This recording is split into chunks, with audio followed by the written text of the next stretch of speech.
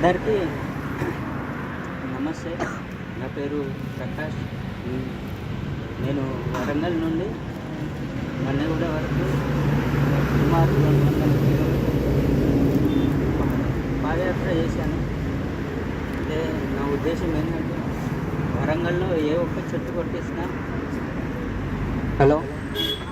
వరంగల్లో ఏ ఒక్క చెట్టు కొట్టేసినా నేను దాన్ని అడ్డుకోవడానికి చూస్తూ ఉంటాను. అంతేకాకుండా దానిపైన కంప్లైంట్ కూడా చేస్తాను. ఇది నా 5వ పాదయాత్ర. ఫస్ట్ 3 పాదయాత్రలు మేడారంకు వెళ్ళడం జరిగింది. అదేమంటే పొల్యూషన్ ఫ్రీ, అంటే స్వచ్ఛ మేడారం కోసం 3 సార్లు పాదయాత్ర వెళ్ళాను.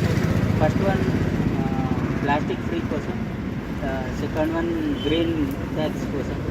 అంటే కొంతవరకు అయితే ప్లాస్టిక్ ఫ్రీ అయిందంటే పూర్తిగా అయితే తగ్గలేదు, అది స్టెప్ బై స్టెప్ అయితే తగ్గుతుంది.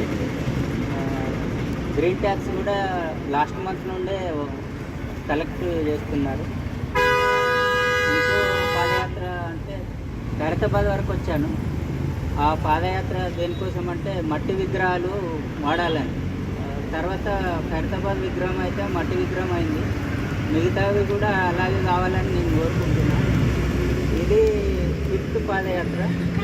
ఈ చెట్లు కాపాడుకోవాలని అంటే భవిష్యత్ తరాల కోసం మనం ఈ జాతి సంపదను, వారసత్వ సంపదను భవిష్యత్ తరాలకు అందియాలి. ఇది ఎన్నో ఏళ్ళ చరిత్ర కలిగిన చెట్లు, 1 కాదు 2 కాదు, అంటే 1000 వరకు, సుమారు 1000 చెట్లు. అంటే ఇవి వాళ్ళకి రోడ్ వెడల్పు కింద తీసేస్తారు కావచ్చు, మళ్ళీ ఏమని చెప్తారు, మేము ప్లాంటింగ్ చేస్తామంటారు. కాకపోతే అవి అంత తొందరగా ఇంత పెద్దగా పెరిగాయి కదా. అవి సుమారు మళ్ళీ 100 చెట్లు, అంటే ఒక చెట్టు 100 సంవత్సరాలు పెరగాలి. అట్లా అంటే 1000 చెట్లు ఎన్ని సంవత్సరాలలో పెరిగితే అంత ఆక్సిజన్ మనకు ఎప్పుడు వస్తుంది. కరోనా టైంలో మనకు ఆక్సిజన్ ఎంత విలువైందో తెలిసింది. కాబట్టి ప్రతి ఒక్కరం కూడా మన వంతు బాధ్యత ఇంకా ఈ మన హైదరాబాద్ నేచర్ లవర్స్ అందరూ కూడా ఇంకా ఎక్కువ స్ట్రెంథెన్ చేసి అందరికీ సోషల్ మీడియాలో కానీ, ఎలక్ట్రానిక్ మీడియా, ప్రింట్ మీడియాలో బాగా తెలిసే విధంగా, అంతేకాకుండా వీలైతే కేటీఆర్ గారిని కానీ, ఈ జోగినిపల్లి సంతోష్ గారిని కానీ కలవడం, లేదంటే నా వంతు ప్రయత్నం చేస్తే వనజీవి రామయ్య గారిని తీసుకురావడానికి. వనజీవి రామయ్య ఎవరంటే పద్మశ్రీ అవార్డు గ్రహీత.